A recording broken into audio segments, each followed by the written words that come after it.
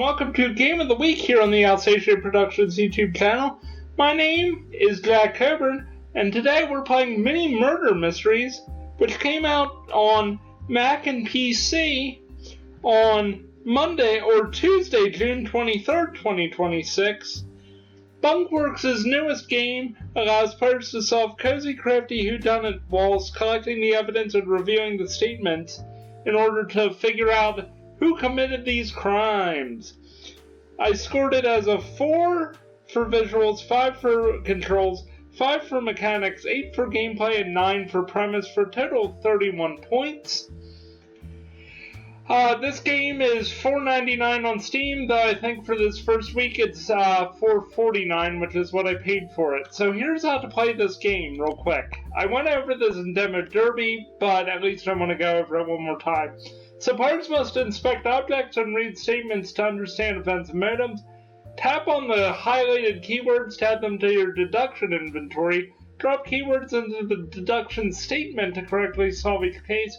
You'll need to determine what's relevant and what's merely coincidental. A little like L.A. Noire without the weird feeling about it. Alright, so here's the trigger warning for you guys. Alright, manners cost nothing. Now we played one in an Arctic research thing for the demo, so let's do this. Manners cost nothing. A manor house set deep in a country estate, a lord found dead in his study, a raft of suspects. We need you to figure out what happened. Well, I could do that. Alright, a rich guy pushing up daisies at a board chock full of evidence. Time to dig in and see what we're looking at here. Alright, let's take a quick look at the deduction inventory. Here's where the keywords go. Here's what we have to fill in. And we'll go from there. Alright. That's what happens when you get it wrong. So let's cancel and... Alright. Lady Sterling, don't look at me like that. I know exactly what you're thinking. Rich lord, young new wife. Really? Young new wife? Okay. Sure. It writes itself, doesn't it? But Edwin and I were different. We were special. We had a connection that people like you wouldn't understand. The fact of the matter is that I could never kill my husband. I don't know, ma'am. You kind of look like you do. You could. You definitely could. I'm pretty sure you did. He and I may have done a great many interesting things to one another. Okay, but that's neither here nor there, and in fact, none of your business. Well, ma'am, if you're doing eyes wide shut kind of weird shit, yeah, no, it is kind of my business, because that's a little... My husband is dead, detective, and I'm clearly very upset. Why don't you go and bother somebody else? I feel like being like Poirot, like, Mademoiselle, I do not know what to tell you. But here's how this works. So we collect these keywords, then we move on to the next one. I guess I'll have to do voices for some of these. So here we go. I've been Lord Sterling's butler for over 30 years, so to be considered a suspect in all this is frankly insulting. In all the years I've worked here, I've only ever been the very personification of the 3 Ps. Professional, punctual, and polite. Note, Mr. Novak then mumbled something about a 4th P, but it was unintelligible. I've served this house through many changes, the new Lady Sterling, for instance, and her interesting hobbies, which I shan't go into. But Master James trumps all.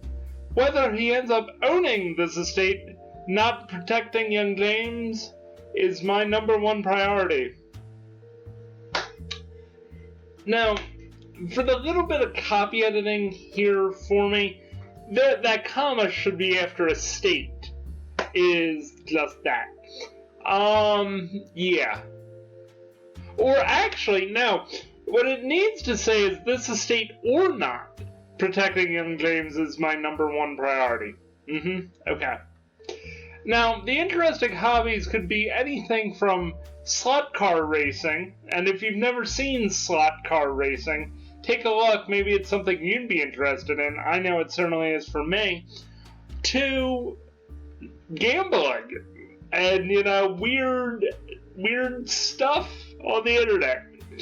But let's collect these two things. Alright, let's move on to the next one.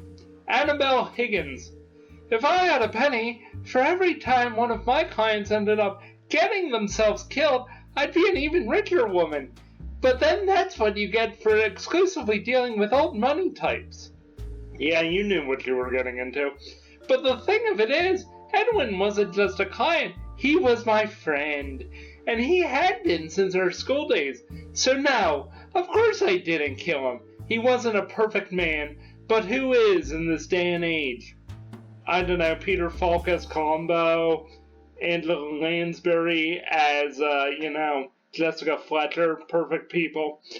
Look, if it's useful to you, I have some letters that cover some recent updates too as well, but anything further, and you'll need a warrant.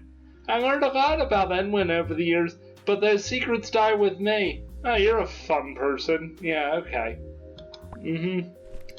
Well, maybe you'll be dead next, who knows? My name is James Sterling, and I'm 11 years old. I didn't kill my father, and I don't know who did. This whole thing has been scary and very sad, but Alfred says everything's going to be okay, and I trust Alfred. Father's new wife, Lady Mallory, keeps saying she feels belittled by Alfred, but I don't know what that means, and I don't know why she would have a problem with Alfred. He's only ever been really nice to me, and people aren't always nice. Can I go now? The boy started rubbing his arm as though he was in some pain. If you're wondering why I'm doing somewhat of a combo voice for the detective, other than the hack, he could theoretically be Columbo. So I've gone through the statements, now let's go to the board.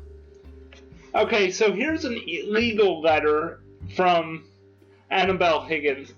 Eddie, as your friend more than your lawyer, I feel like I should flag that this change will not only seat Mallory as the heir to the manor, it'll mean James inherits effectively nothing upon your passing. Is that definitely what you want? Bear in mind, it's not as though that lovely new wife of yours isn't fabulously wealthy already. I'm fine to enact this if so, but just thought I should present things clearly. Okay, so already we're dealing with a disputed will. I can already tell this. Even if I don't get the solution right, I kind of know where we're going with this. Alright, there is a receipt from the Velvet Restraint, where discretion meets desire. A receipt in the victim's pocket details gear bought recently from some kind of fetish emporium. Whips, handcuffs, masks, some serious stuff here, which poses more questions than it answers. For example, who was the Lord using this stuff with? Or did someone know about this who shouldn't? In my experience, cases are less glamorous than this, with less auspicious suspects have found themselves blackmailed for much less. Now, I can definitely hear Columbo going, My wife likes to use handcuffs when we're in the bedroom, but I keep telling her their department, but she just wants to keep using them. Now, sir, what do you think about this? You can definitely hear Columbo on this case being, I just don't know. Alright, so I think this is like the autopsy stuff. We'll come back to that in a sec. Let's just go through the evidence. So there's a burned letter, the bottom half of a handwritten letter, half burned and ink smeared, found inside the fireplace hearth.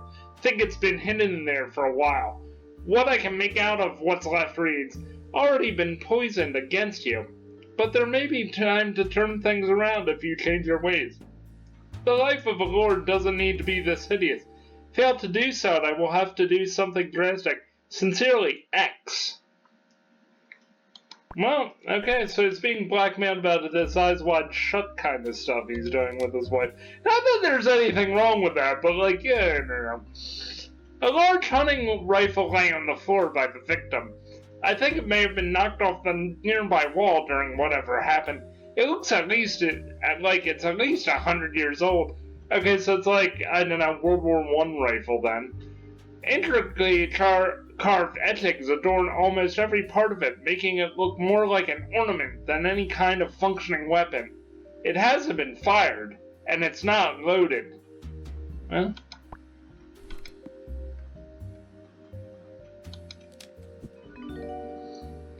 huh, we got a mysterious note. I've been watching you with some interest, Detective. The eye of justice will fall upon you, and as it has for those you condemned. Wouldn't be the first time, wouldn't be the last time. That's weird, I don't think this note is related to the case. In fact, it seems to be addressed for me. I'll keep hold of it for future reference. The Manor. A grand brick-built beast of a house, surrounded by landscaped gardens and dense woodland beyond. It must be a couple 100 years old, but it's seen better days. It's one of the places where the money is tied up in the bricks, and the bricks are deteriorating. I guess if you were inheriting a place like this, you'd be best off selling it. Don't get me wrong, this place is impressive, but it's impractical in a way only very old buildings are, and now it's been tainted with murder to boot. It's not a great looking manor to begin with. I mean, I don't know.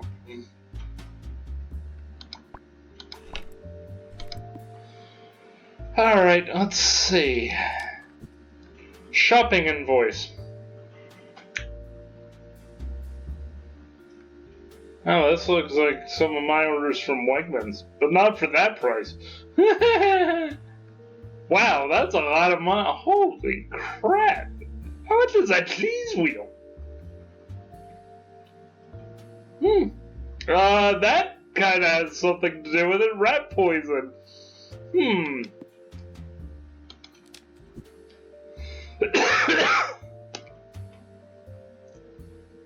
Okay, why do we have two? January, and the only difference is the rat poison. When was that? February. So somebody wanted to kill the Lord in February. Family photo. A framed, candid photo of the Lord and Lady of the Manor laughing and walking. Taken somewhere in the sprawling grounds on a summer's day. They seem happy.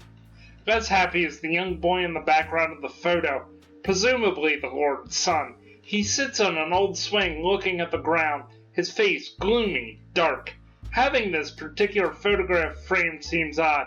It's as if they didn't even realize the kid was in the picture.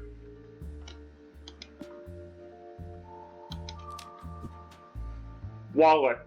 There's no ID in the victim's wallet, but then the ultra-wealthy tend not to need any. Sovereign citizen much?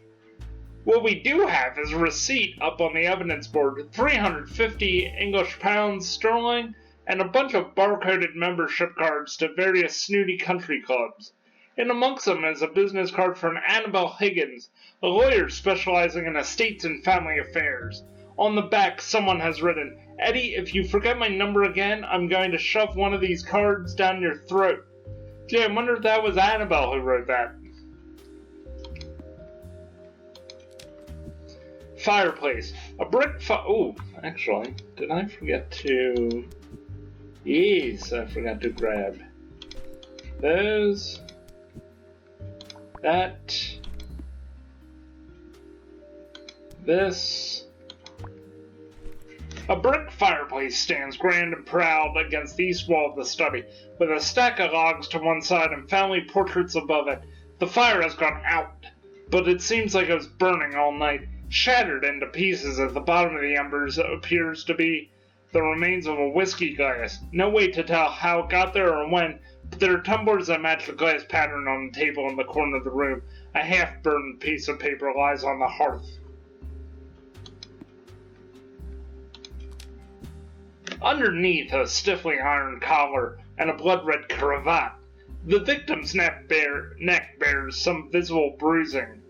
I don't know why my voice has become Stellan Skarsgård. I do apologize.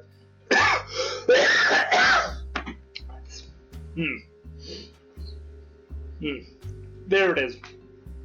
The setting of the indentations, the way the markings are spread apart, clearly line up with where a pair of human hands would wrap around the neck. The location of the more prominent thumb indentations suggests it was done from the front, Can't tell yet if this was the cause of death, but if the victim was strangled, he saw who did it. Can't imagine. The victim lies on the floor in the middle of the room, seemingly having fallen backwards over a chair near the fire. I'm not one for judging the dead, but this is the face of someone who didn't do a whole lot of smiling. Every feature is rigid, every line sharp. Around the mouth there is a smattering of a white powdery residue, but there's no way to know what it is this side of lab analysis. Lifeless shark eyes stare up at the most expensive ceiling this side of the Vatican. Wow, okay.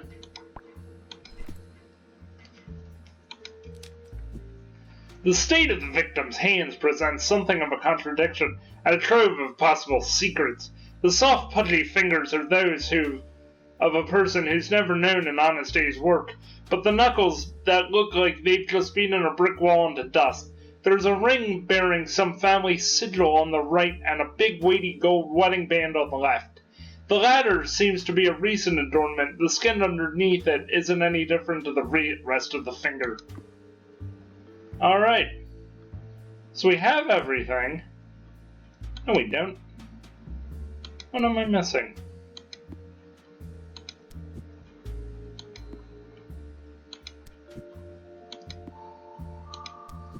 Ah. Okay, now we have everything. Alright, let's start with the hints. Seems to me that the lord and lady were into some pretty kinky stuff, but sometimes what happens in the bedroom stays in the bedroom. I don't think the lord was very kind to his son, and someone by X wanted that to change.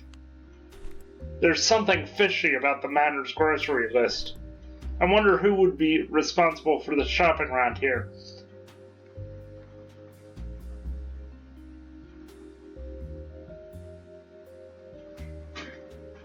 Alright, let's see.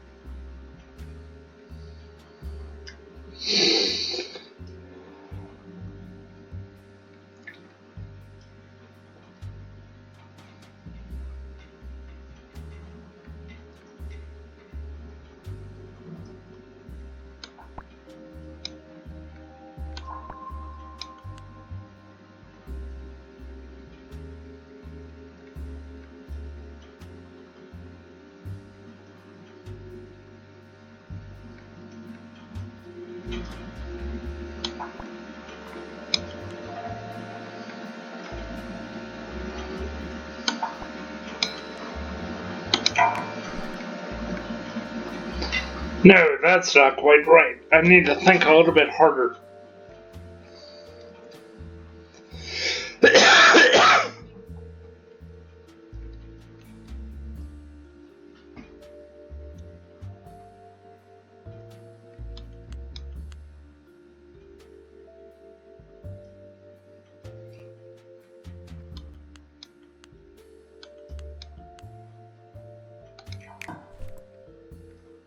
Okay. I'm gonna give this 5 goes, and if I can't get it right, we're going to...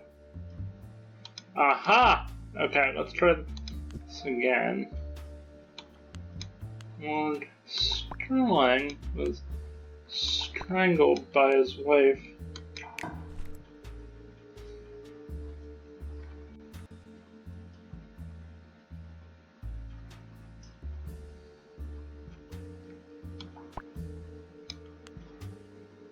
This stuff is...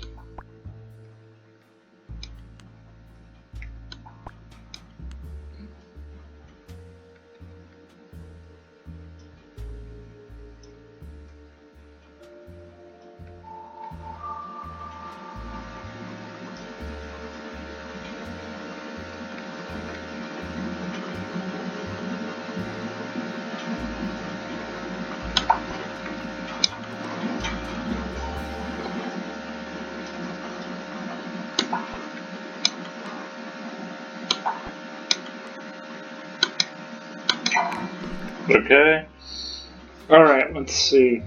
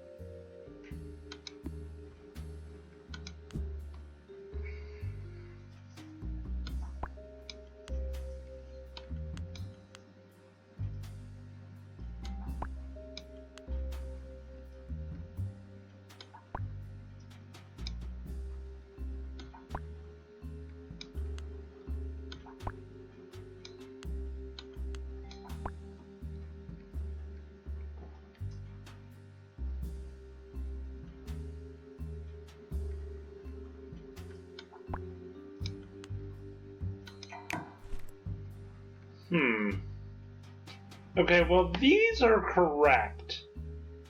Now I gotta figure out.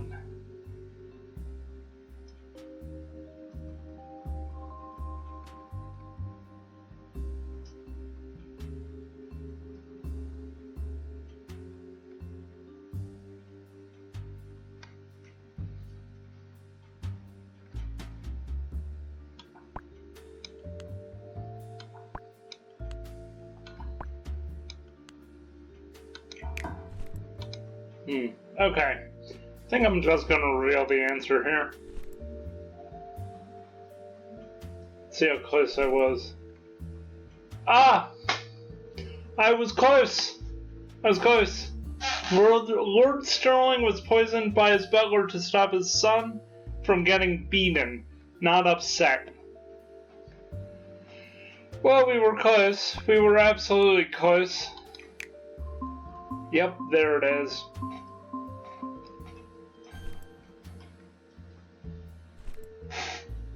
Huh.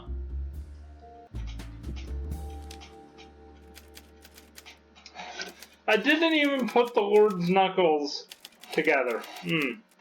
Lord Sterling was a nasty piece of work in the fatherhood department, routinely beating his son with no rhyme or reason. Strangle marks on the victim's neck looked pretty suspicious, but the evidence showed that the Lord and Lady were no strangers to a bedroom rough and tumble. Besides, the wife had no motive. She was already wealthy and seemed to genuinely love the guy. Rat poison as a sneaky addition to the shopping list, and a note from the butler threatening Lord Sterling after his behavior towards young James put Alfred Novak clearly in the frame. He may have protected James from further beatings, but he won't be able to do much else from a prison cell. That's the way it goes.